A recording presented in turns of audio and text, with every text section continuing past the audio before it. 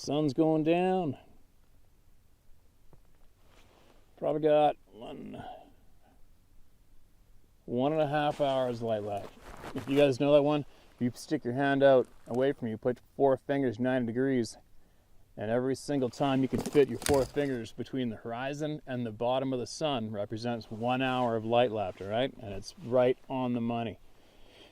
1 finger's 15 minutes. So right now that sun is exactly 1.5 hands above the mountains.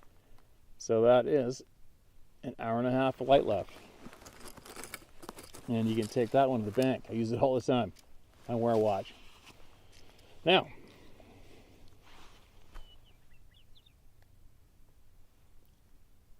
hi Steve.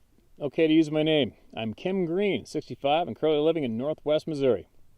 I've been following you for a couple of years and also turned my husband Howard on to you, and he listens intently to and he listens intently and a lot. Okay, thanks for that. How's it going, Howard? Anyway, I have a Sasquatch story I think is a little different than most I've heard. Howard encouraged me to send it in, and he's the one that actually wrote this for me with my editing. With me editing. All right, great. I'm very intuitive and currently do counseling and energy work.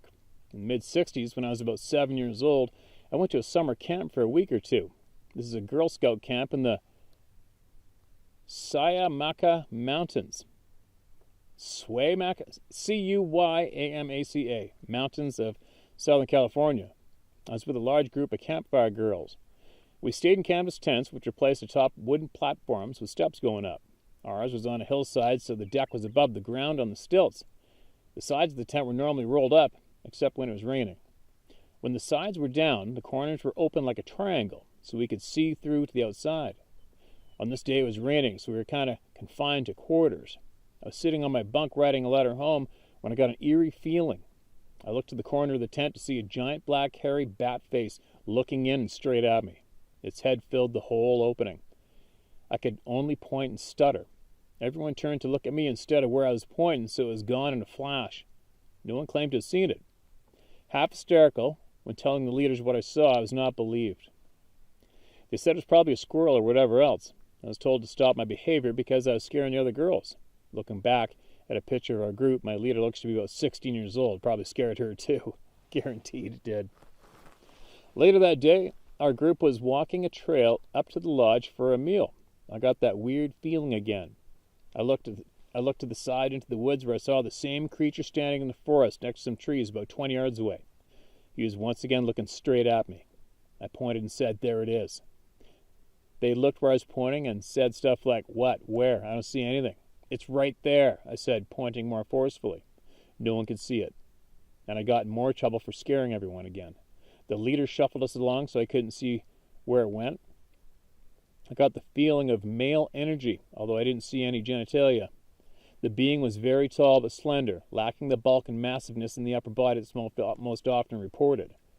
It was covered with longish black hair and a white triangular patch on his chest. It had pointed ears and a bat-like nose and face. As an adult looking back, I feel it was a juvenile. The questions I had were, why was I the only one to see it? It was right there. And why was it staring straight at me? No one believed my story. Parents, friends, nobody. I just kept it in until I was older, and then I didn't give a crap what anyone thought. I was expecting to see one of these creatures again, but I didn't. I did maintain a healthy fear of things that go bump in the night, but I didn't quit going into the woods. I married a hunting guide whose parents owned a hunting and fishing camp in the Centennial Valley, Montana. Often as I rode just the horse, dog, and I would get the feeling of being watched, but not feel threatened. While living in the West Yellowstone area, Montana, I would take long horseback rides with friends into the high backcountry. I was always on alert, but no sightings. I chalked up those feelings to riding aware of bears. No one ever mentioned Bigfoot, although after listening to you and your followers, I harked back to numerous knocking sounds, tree formations, and spooky feelings that I had on some of these rides. We would talk about how it was possible for trees to grow bent and not break, or slow woodpeckers. I always had a dog with me. I did not want another encounter. Often again, feeling I was being watched. There are times at night when I still feel like if I looked out a window at night, there would be one standing there. Never have figured out why I could see it clearly stand there very still, but no one else could see it. My feelings about these creatures are as follows. They are dimensional. They use portals, have psychic and supernatural abilities. They are descendants of Cain. They have a curse upon them. They respond to the name of Jesus Christ. They have the ability to disappear or be cloaked. Thank you, Steve, for you and your followers. I've learned so much about these damn things. It helps a lot. Howard's bear story. Steve, I just want to share my story with you. In the early 70s, my brother and I were guiding big game hunters in our area adjacent to Yellowstone Park. We hiked about 8 miles into the mountains above Hebgen Lake. We were hunting elk in the early bugle season. Archery had just ended, so we had rifles. It was September. We had one client, a young guy from Michigan that had just finished a tour in Vietnam. We got up into our intended spot. We separated, with Ray, our client, going with me. My brother continued to climb higher and then turned to parallel us. He was out of sight. Ray and me moved along this bench or small plateau when we heard some splashing. There are a number of small ponds here. We came up to the water, which had obviously been disturbed. My thought was that we had interrupted a moose. We stood there about 30 feet apart when we heard thumping and growling, almost like thunder coming right behind us. It was a charging grizzly that obviously circled around us to catch our wind. She was bouncing and pounding on the ground while barreling forward. She came straight for me, so I sidestepped towards my partner, placing a small bush between me and the bear. She changed direction, going right for Ray. Oh no. He yelled, "Should I shoot?" There wasn't even time to answer. He shot from the hip and dropped her, 3 short steps from his feet. Then the cub came bounding up, acting all tough, but we were able to scare him off. This all happened in a matter of seconds. I was thankful for Ray's wartime training. I might have missed. Then the fear washed over me. What the crap just happened? When we got back to West, we got in touch with the game warden. He realized it was clearly self-defense, but he wanted to go there to skin it out and get the claws. He thought he knew approximately where, so we planned to meet. He never found us, but when we got to the bear, the cub was there, so we chased it off. It had been trying to nurse, ruin the fur. Sad story about the cub for sure, but so goes life. Our client never got an elk, but he left with a good story. I didn't know how much this affected me until days later. I went solo hunting for elk in a different area. After hearing some strange heavy movement in the leaves a short distance away, I climbed a tree and spent an hour there while listening to a large animal root around just out of my sight. After finally getting the courage to see what it was, I climbed down. It turned out to be a black Angus cow. I felt stupid, but the fear was real. Years after, I would still react with raised hackles from hearing things or just strange feelings, encounters in the woods. The woods that I love, by the way. I also have come to realize that the fear that I felt is nothing compared to the terror these Sasquatch beings can instill in the human mind if that's their intention. You're doing important work, Steve. Please keep it up. My mind is boggled by the sheer number of Sasquatch encounters and the huge geographic area they cover, basically everywhere. Yeah, no shit, Howard. It's pretty crazy, isn't it? And it's endless, right? And it's to the point now. It's just a big piss off. So many people have been affected. So much knowledge known about these things, and such an effort to keep it unacknowledged publicly. And for any of you that are going to start lashing out because 2 men were hunting and a grizzly bear died, don't forget, we are naturally occurring on the face of this planet, and this is our home, and we share every square inch of it with every single wild animal. And don't you even think about thinking otherwise. If you have chosen to live your life within the confines of a man-made community, safety net, and disconnected yourself from this real world, that's your choice. Life and death. Nothing on this planet lives without death. All right? Everybody lives, everybody dies, everybody's going to die. Sometimes you just have unfortunate experiences out there in nature, whether it be a female moose getting killed and her offspring being left motherless, no one to protect him, to go up and starve a long agonizing death because a grizzly bear killed their mom, right? Or wolves. I've watched wolves try to steal and kill the cubs of grizzlies. It's just the big circle of nature. It's all it is, and that's what happened to these guys. She circled around, found them, charged them, when she should have circled around, smelt them, and left. She decided to get it on, and she took that gamble, and she lost. It's just a part of nature, right? It's just the way it goes. But anyway, let's see. Let's see what else can I do here.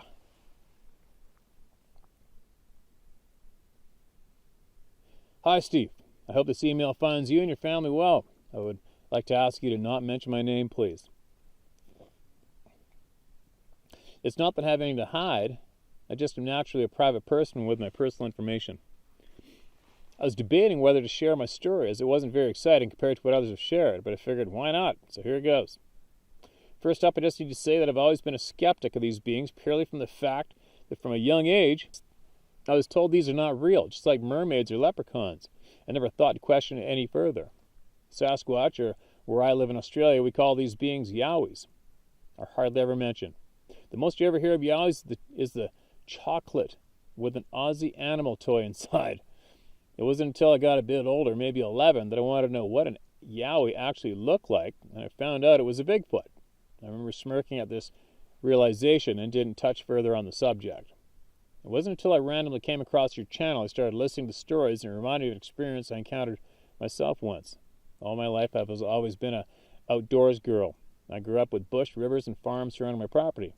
I was always out exploring and hiking in the bush, swimming and fishing in the rivers, and usually sneaking onto neighbors' yards to play with their horses. I've never had a fear of them while being in the outdoors, apart from having to be alert with snakes, and to me, it always felt like home. My story starts back about 10 years ago. A friend of mine moved roughly 2 hours away, and a group of my friends all decided to go visit her a few weeks after she moved. While there, a friend mentioned a national park that was near her house that she has been wanting to explore, and asked if we were keen to check out with her. So we all ventured off, excited to explore the new area. It was beautiful, Steve. It was so green, which can be rare at times for us, with our hot weather making everything dry, as well as bushfires that sometimes spread. And there was so much wildlife we spotted, from wallabies, lizards, birds, wombats, and echidnas. So while we were hiking, I remember at some point I felt these things knocking into me. I remember brushing it off, as I often will have random things from tree falling, like gum nuts. And this was more regular and persistent than normal. Anyway, I kept moving on with my friends, having a great time and not being deterred. At one point, I got to an area where the rock started to close in very tightly, and it wasn't clear what was beyond that, so we decided to call it a day, go no further. We did, however, stay in this area for a little while, catching our breath and talking. I remember all of us girls laughing about something, when all of a sudden, an intense feeling of fear overcame me. I remember thinking how weird that was, as I had never had this before, and thinking to myself, what's wrong with you? Just as I felt this, one of my friends made a comment about how she suddenly felt really eerie, and everyone else agreed, and they felt it too. I was reassured I wasn't the only one, but I still couldn't understand why the feeling occurred. And then we heard this weird noise we didn't recognize. I don't remember it being a whoop, scream, or growl, just a noise we didn't recognize, and that it sounded big. It was at this point my friend, who had said she felt eerie, suggested we leave. We all started following one another to make our way back, with me behind everyone. With everyone having their backs turned from the area, and myself being the last one, I got this feeling that we were being watched. In that moment, I decided to turn around and pause for a moment to look back. I didn't see anything, but I remember having this feeling that I needed to keep going and stay with my group, otherwise I'd be in great danger if I was behind on my own. Once we made it out, a peaceful feeling came over me, and we continued with our day, not bringing the subject up again. It's actually the first time I've spoken about it since. Anyway, thanks for all you do, Steve. Keep up the good work. Feel free to share my story or not. Come visit Australia sometime when the COVID restrictions lift. Yeah, you know what? A lot of people don't understand. They probably even get bored hearing about it, but a lot of people don't understand just how impressive those feelings of dread and terror is, right? I mean, it's got to be substantial if it's going to make a knee-jerk react to go onto a YouTube page and find the email address and share the experience with all the people, right? That means it really had a big impact on you and your friends. But anyway, thanks again for emailing that in. Make sure you stay safe out there, and never, ever ignore your gut feelings, ever. All right. It's the mighty Fraser River behind me. About to get choked full of salmon. Not enough salmon, but there's going to be salmon going up there pretty quick. Like spring salmon first, kings, as most people in the States call them, refer to them. Yeah, what do we got? Whoops. I got another email from Adam Bennett. Adam's the guy who sent in all those photographs and made some pretty crazy, shared some pretty crazy knowledge with us about him basically having relationships with these unknown beings. And I found another email from him here. And let's have a go at it here. Ready? I'll share it. So I emailed him back, asked me if I wanted to share everything that he emailed to me. This is his reply. Steve, how about I let you decide what to share? It's a true story of a guy who asked for a greater truth while I was disgusted with the people around me, the tone that had been set for the people and how blindly they follow said set tone. I always searched for the reason and rhyme that was the inherent backbone of anything I chose to study. I have old school Asperger's, a highly functional autistic condition. I excel where others don't and find some normal, usually easy for most to do, tasks to be very hard. Having said that, I'll proceed and let you share what you think is safe for the public to know. The trials and tribulations attest to an adept are hardly easy, and I have to think that most probably will quit after a few of the things I've been tested with. Before I started kindergarten, my father would have to take me a half a mile away to my aunt's house, and pre-dawn in the mornings he worked. The forestmen, dogmen, and some things I don't know what I didn't know what was, would come alongside beside the car, looking over and into the car, seemingly to look at me for whatever reason. I would be so terrified that I wrapped myself up on blankets, hiding and sweating, thinking it a better option than seeing or being seen by these beings that I only saw. With my brother being diagnosed schizophrenic and having heard the talk of the family, I didn't say anything. I thought I was crazy too and didn't want them to worry for me. My brother died by his own hand on Christmas Eve in 1984, and it compounded my fears and anxiety over my situation. I was 11 years old at the time, and I am deeply saddened to hear that. You share that with us, man. I'm sorry to hear that. Fast forwarding 2017 and having left much more out of the story, I kept hearing tree breaks on my back acreage, and here comes that familiar anxiety. I walked back just to see and noticed trails, paths, etc., and when I got to the back of the property, I saw a big, hairy, human-like being as he broke another top from a tall pine and stayed just long enough to see him place it upside down on the ground in his back acre, I'd call it from then on. LOL. Steve, they'd taken the tops off out of the trees in about a square acre, transforming the area into a spot that allowed the vine and bush to get more sunlight and continued to develop the spot. I went back, grabbed some clothes, and ended up hanging out and staying with my brother, my old high school party buddy, and a part-time girlfriend. I just couldn't take the anxiety in that moment. Another friend from school had a farm wedding. Visit, drink a few, smoke one, etc. At quite often. I asked him if he'd been woodworking lately. Not since he was a kid, he'd reply, and the same for me. The next visit, he and I found some odd spots on his dad's property, along with a bare footprint of what looked to be a toddler and maybe 3-year-olds. It made no sense, and I kept it in mind and visited 3 days or so. When I began looking a few days later, I found there were tracks all over. So trying not to seem like I was studying or tracking them, I would study them from perspective of their tracks. They knew my game, of course, and the prints began to get harder to find. I was taking my time with the process and enjoying being engaged with something that seemed a bit on the edge and currently on the pulse and lead edge of discovery. About 3 weeks in, I decided to take my phone in, and that same afternoon I sensed it first and then noticed a spot that seemed out of normal aspect and texture. I pulled up and snapped a couple pics on my cheapo 8MP cell phone, and much to my surprise I had a few beings in a pic, and a video of a linebacker-type forestman coming just into a clearing, rocking back and forth a time or two as he checked us out, and then turned and disappeared back into the woodline. It was thrilling. I was hooked and engaged with it now, no turning back. Slowly, the realization that everyone who seemed witness of these beings, insane or on drugs, were the ones whom were insane possibly or probably. Damn, a whole lifetime of knowing and believing myself crazy, and soon enough, more than enough time from work, then the world, to contemplate the implications. Damn. Joy discovery, tempered with the harsh reality of realization. Almost too much for me, honestly. Then as I'd returned to my other buddy's house, we'll call him Scooter, I was finding dead and broken trees in his right acres, looking very much like they'd been organized, ends and tips touching, and as I'd studied the pics, I'd get the cellulose security.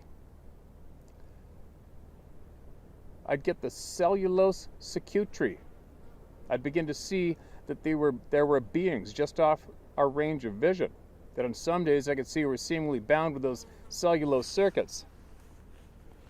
On some days I couldn't see them at all, and this was confusing also.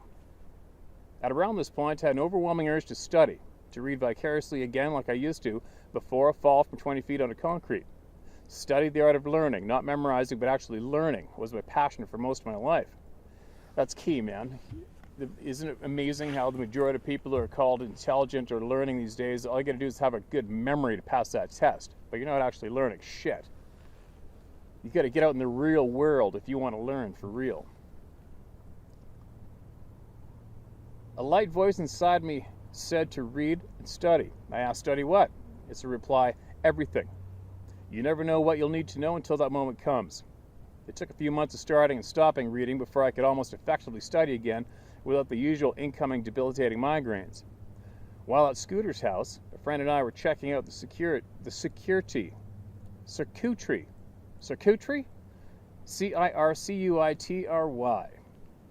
And for some reason, I had the urge to walk to a certain spot not 50 yards from Scooter's home. When I turned and walked into the area, I was suddenly standing in front of a 10-foot-tall hairy man. To my amazement, I watched as he turned into the forest. He didn't disappear. He didn't fade to nothing, but he turned into the woods. Of course, I was snapping pics the whole time, hoping to catch him and what he was doing. My buddy, CT we'll call him, never raised his eyes to look, too petrified. He was a strong seer and had seen too much. Even before we met the man I gladly called neighbor. That night, reeling, buzzing, and vibrating with the energies that come from such an encounter, I paid back in the back bedroom onto the bed and began going through the many pics taken that day. Sometime into the process, probably an hour after dark, through the window AC unit, I noticed a smell of leather, very light body odor of a man, and a pheromone or something I can't begin to describe, as I can't come up with the words to properly explain. There was no stench at all, as some report, and in fact it was very pleasant. Very present, but not at all unpleasant, the opposite of that. Then the room seemed to fill an extra high volume of air, and then it was all sucked back out. The neighbor was at the AC vent. The volume of air moving in and out was incredible. I knew if he wanted me, there'd be no way this house could stop him. So I lay there and decided consciously to turn myself over to the experience. Maybe if he was sampling my essence, or maybe finding out who I was, maybe I could somehow do the same. My body vibrated. My whole self was being read into. Who I was or wasn't was clear to him. There'd have been no hiding anything from him if I tried. Sometime into this, it stopped, but I could feel that he was still there. And a new smell and feel appeared to my senses. Mint, femininity, grace. I was told it was his woman, mate, or whatever. It then stayed and checked me out for a while. It was terribly frightening. Then it was not, but I felt like I had been blessed with this encounter, so very blessed. The neighbor had to know if he needed to worry for his family, I guess. I had looked deep in his eyes that evening and studied him as much as possible, while also trying not to piss myself or just roll in a fetal position and close my eyes out of the physiological fear response. A few nights later, they visited again, but with a little less scrutiny. Steve, if this is something to share, then please do. Just be sure everyone knows that it's been a while ago, and in retrospect, I'm oddly suited for this type of thing. Always was. The agenda to keep this thing quiet robbed me of my childhood as much as anything else did, and definitely slowed or corrupted my development in these ways and gifts from our Creator. Can you imagine a finer world where our special gifts and talents were fostered and tended, but how beautiful that life would be? I can imagine it, but I'll never be totally free of that agenda's programming. Subtle, stealthy, and effective programming. Bastards. More on the gifts and the abilities in its time. I'll continue if you'd like. Let's see how this goes. This is highly personal, but the content may help a true-hearted young adept, so I can't not be honest. I don't think every young truth seeker's journey to the path should be as hard or extreme as mine. I feel I could save them precious time and help alleviate the fears along the way. Only some fears need alleviating, others need taken heed of. God bless you, brave soul. A.B. Wow. Adam, thank you. And don't ever think to not keep sharing, all right? You are absolutely appreciated and encouraged 100% to share with the people through me. That's what we're here for, all right? And I am 110% not in the position to decide what's safe or not for the people to hear and learn. It's been proven probably the opposite. The people who think they're in positions to dictate whether or not the people learn something, that's proven to be quite dangerous and harmful up to this point, hasn't it? Anyway, thanks again for that share, man. Keep them coming, all right? Keep them coming, please. We appreciate it, and somebody's going to benefit big time from your knowledge.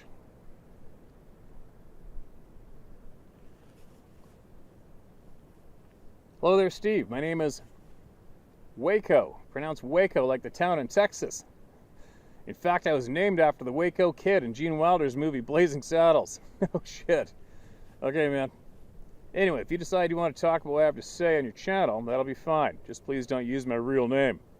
If not, well, that's fine too. I just prefer to stay anonymous if it's all the same to you. I just don't like the idea of someone from my work or church or any other type of social circle seeing my story on your channel, learning it's me, and thinking I'm just trying to get some type of attention. Or lying, or worse yet, just plain batshit crazy. I know the first two aren't true, and I'm pretty sure about the third one not being accurate as well. At least I hope not. I'm 41 years old. And I'm a single father of 3. The ex-wife left about 5 years ago. My kids are on the ages of 8, 9, and 11, and left the kids with me saying they're better off without you anyway. So I got my 2 boys and my girl with me, the girl being in the middle, age-wise. So I've done the best I can with what I've got, or don't got for that matter, for the past few years. I'm a private contractor, building lake houses and remodeling here in North Georgia. I moved here from the middle of Georgia around 2010 for the benefit of the much better school system they have to offer here for my children. I'm almost right on the Georgia/North Carolina line. Anyway, sorry if I'm rambling. I guess I'll just get to the point. See, the thing is, I've always pretty much been a skeptic when it comes to things like little green men or wandering spirits, and especially big, hairy, wild men. I was never the type to think less of or look down on anyone else for their beliefs, or never even necessarily think they were crazy or anything like that. But I've just always tried to be as logical as I could possibly be, and with the exception of God, I've only believed in these things that I could see. I've only believed in things that I could see, things that were tangible. Well, I saw something. I gotta tell you, man, I've always been interested in the stories that people would tell, the television shows that would show the Pash and Gimlin footage, YouTube videos, things like that. But I never thought that, hell, I don't know what I thought. I guess I was just always thinking in the back of my mind that most scenarios of sightings were a mistaken identity or wild imaginations or hallucinations. I don't know. But this damn thing has come to the bay window of my dining room for 3 nights now. Not 3 nights all in a row, but 2 nights in a row, then skipped a night. Then it came again on the 4th night. I live at the bottom of 5 mountains. No shit. It might be more than 5. You can look it up on Google Maps. Keep this little bit of info quiet, please. But I live in a little community called Mountain City, just 2 or 3 miles north of Clayton, Georgia. From my house, it almost looks like when you do a 360 turn, looking around at the mountains, like you're inside a giant caldera of a volcano or something. It's really beautiful. So I guess this thing is coming down from one of the mountains. It would have to, I reckon. If I had to guess, I'd say it was the mountain just east of my house, which is less than 10 minutes away if you're even walking to it. I've heard somewhere that the southern Sasquatch is smaller in stature than the Pacific Northwest version, but let me tell you, I don't see how. This thing is huge. I went to raise my phone once to try and take a picture even though it was pretty dark out. That's how close it was, and that was a mistake. The son of a bitch let out a growl that almost made me shit my pants. It was the damnedest thing I'd ever seen. It made me believe that the growl was in response to me raising my arms to take the damn picture. So I haven't tried that shit but once. I was inside looking out the window at it, by the way. My dog won't even bark at the damn thing, and Copper, that's his name, barks at everybody. It's just like he goes and plays dead somewhere when this thing comes around. The thing that's scaring me the most is my children. How in the hell will I be able to keep them safe if this damn thing decided to just come in one of these nights? I know that the 38 special I got is definitely not going to do anything but piss it off. Should I ever feel threatened enough to scare me into pulling a trigger? I can't tell anyone. I mean, seriously, who Who would in my situation? I've thought about just packing our belongings and heading back down south for a while. My kids are all in their mid-teens now, so I suspect they can adjust to whatever it is we might have to do. But they haven't seen it yet. They have only heard it, and I don't think they have any real idea as to what's really going on. And really don't want to tell them what I've seen either. It's, I know, between 7.5 to 8 feet tall and looks like it's got black hair. It could be really dark brown, but I think it's just straight black. Hard to tell on the dark side of the house. It stays on. It doesn't have any neck to speak of. And it swings its arms when it walks, like he's power walking or something. It's really strange. I'm scared to effing death, and I don't know what to do. The chief of the police for the little community of Mountain City lives only about a block from me, so I guess that's a little comfort. I don't know, Steve. If you have any advice, I'd love to hear it. If you talk about this openly, I don't care. Just please don't use my real name or the name of, as it's a real small blink and you'll miss it place, and I just don't want to risk the chance of someone putting 2 and 2 together due to the story told here, and then me getting mocked or harassed about all this. I'm going through enough as it is, and thank you very much for providing a place free of judgment for me to just be able to tell someone and get it out. I'm really scared, Steve. I know you might not be able to really help, like getting it gone for me or something, but it helps more than you know, just to be able to type this and know that might actually read it, and know that someone who will believe me and understands might actually read it and have a thought worth sharing. I love the channel, by the way. Please keep up the great work. Best wishes from you guys. All right, man. I get it. I totally get it. I don't know. I definitely have a slightly different posture towards it than you. I've got the in your face, go F yourself if you can't handle my words of truth to no matter who it is I'm speaking to. Just because another human being might possibly be in the position of being a police officer or even in the military or whatever does not make a difference to me. In the end, they are just another human being, and that's all they are. So if you're feeling a little insecure of the topic and the results of what might happen if you share openly, you might possibly maybe go to your greasy spoon in town there, have a coffee when the sheriff's having a coffee, and ask him if he's heard of anything kind of odd going on in the neighborhood at nighttime. Just come about it kind of vaguely and see if you might be able to read his body language and the way he looks at you, and you'll be able to tell right away if he knows what you're talking about. You will. And possibly get into conversation with him if that's what you need to make yourself feel more comfortable. As far as not telling the children, this is only my opinion only. This doesn't mean I'm right or wrong. But as far as I'm concerned, you keep everything 100% honest between you and your children, and you prepare them for what they might run into or they might see. I believe that it is absolutely wrong to not tell anyone what's going on right outside their bedroom window, especially if there is potentially, possibly, the chance of something really bad happening to them. So you want to arm your children, your family, your close ones, your friends with as much true, honest knowledge as you can. That's what I've been doing here, right? We're arming people with true, honest knowledge, right? We're getting rid of the bullshit that's been clouded around this topic, thanks to the reality TV shows and the majority of the Bigfoot communities. Not all of them, the majority of them. You can thank them for making this what it is today, almost impossible to be recognized as factual to the majority of the population. But that's why we're kicking them all to the frickin' curb here, right? So, as far as just deterring him from coming around your house at nighttime, just light the place up. Put some bright-ass motion lights on all 4 sides of the house. Put some trail cameras on all 4 sides of the house. And if you can, clear out the underbrush for cover if it's close to the house, right?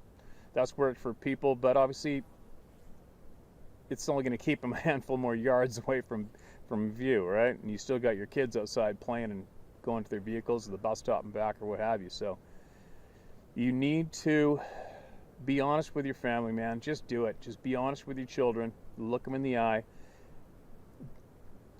Let them know that they are most likely have a sixth sense and to go with their gut instincts at all costs, not just now with this particular time of life and place, but in life in general, you have to promote the sixth sense with your children. They're probably going to be really good at it still, right? You have to instill in them, drill it into them to listen to their instincts at all times, no matter what. If they feel pressure from the backyard of the forest, or going here, or going there, if they feel pressure or uneasy, listen to it, because it's a clear message telling them not to go there, and to turn around and march their asses back into the house and to you or to the rest of their siblings, and to be safe and figure out what's going on from safety, right? But that's what you're going to get out of me. I'm not going to encourage anyone to be scared of another human being. I'm just not, because I'm not, and I think it's wrong. I'm going to encourage everyone to speak openly about this. Matter of factly, if somebody tries to laugh at you or mock you, you square up to them, you look them in the eye and tell them to go fuck himself. Right? What else is there left to do? You kick them to the curb and you push forward, and be lucky that you are one of the more intelligent people in the community, which you are. Like I said before, as you can probably relate to my words right now, the moment you see one of these things for real, the majority of the population of humans get real dumb real quick, especially the ones that laugh. They knee-jerk, react, laugh when this topic's brought up. And that's just out of fright, and that's all it's out of. Because let's face it, I saw Bigfoot isn't a main comedy line. Otherwise, comedians would be using it nonstop on a stage because it would make everybody laugh. It's not a funny thing to say. There's nothing funny about it. People are scared. People are scared, and they want people to shut up. They don't want to have to deal with it because they don't have the balls to deal with it. They're too scared, and they've been steered all their life, controlled and coddled, and made to have some kind of false sense of security around them, right? But anyway, for me, dude, be honest with your children. Be honest with your children. If there's a frickin' monster in the backyard, potentially going by the description of what they fit the description of our childhood monster on TV or cartoons perfectly. I'm not saying they are monsters. I'm just saying when it comes to dealing with your family and children, if there's a potential, what may look like a true living monster right on the inner side of that glass window of your house, you owe it to your family to be honest and tell them. I'm picture being one of those kids. Don't know anything, all of a sudden you bump into one of these things in the backyard, even physically bump right into it. You get so freaking terrified and scared, the rest of your life's annihilated. And then you find out your dad knew that sucker was out there the whole time. Picture that scenario. That's not so cool, is it? I'd be like, what the fuck? You knew this thing was running around outside our house and you never told us? Right? I'd say it's worth the ridicule, man, if it even gets out in the neighborhood. Who gives a shit?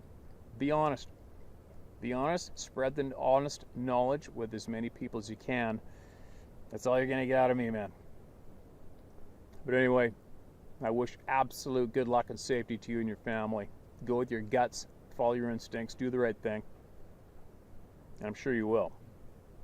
I hope my words have helped you and haven't caused you more stress, which would be because of the thought of you having to come out and come clean in what you've seen and what you know.